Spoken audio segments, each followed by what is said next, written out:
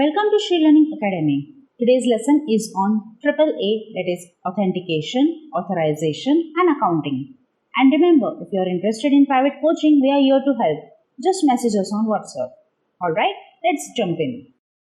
In the vast realm of network security, AAA, that is Authentication, Authorization and Accounting, plays a pivotal role in ensuring a secure and controlled environment.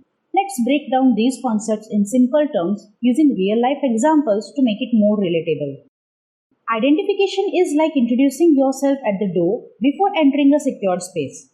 In the digital world, this is achieved through usernames, email addresses, or any unique identifier. For instance, when you connect your device to the internet, it's identified by its IP address. Once identified, the system needs to confirm that you are who you claim to be. Imagine a secret handshake before entering a clubhouse. In the network world, this is authentication. A common example is entering a password to log into your email account. Now that you have proven your identity, the system needs to decide what you are allowed to do. It's like getting a special badge that grants access only to certain areas in the clubhouse. In a network, this is authorization. Firewalls and VPNs are gatekeepers that control access based on predetermined rules.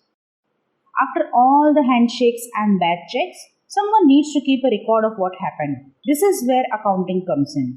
In our analogy, it's like having a logbook at the clubhouse entrance to note who came in and when. Consider a scenario where a client is trying to access an internal file server via the internet through a firewall VPN setup. The AAA process goes like this. In this network configuration, a client initiates a connection to the internet, which is safeguarded by a firewall and VPN for security. The connection then passes through an AAA, that is Authentication, Authorization and Accounting server, where the client's identity is verified, access permissions are granted based on their credentials, and a log of the interaction is maintained. Subsequently, the connection proceeds through firewall again, adding an extra layer of protection before reaching the internal file server. This architecture ensures secure and authenticated access to internal resources while monitoring and controlling network traffic. Authentication is often strengthened by using digitally signed certificates. Think of these certificates as official documents that vouch for your identity. A certificate authority is like the trustworthy entity issuing those official documents. It verifies your identity before providing a digital certificate. Google, for example, is a certificate authority. The root CA is like the ultimate authority. While issuing CAs are more specific, issuing certificates based on the root CA's authorization. It's like a government, root CA, authorizing a department, issuing CA to issue passports. Consider accessing a secure website, HTTPS. Your browser checks the website certificate issued by a trusted CA, and if the certificate is valid, you know you are connecting to the right site securely. Now that we have talked about authentication, let's see what the user can do once he or she is granted in. This tedious work is taken care by authorization server. Authorization comes in various models, each determining access differently. Role-based authorization. Access is granted based on the predefined roles. For instance, an employee might have admin or user roles.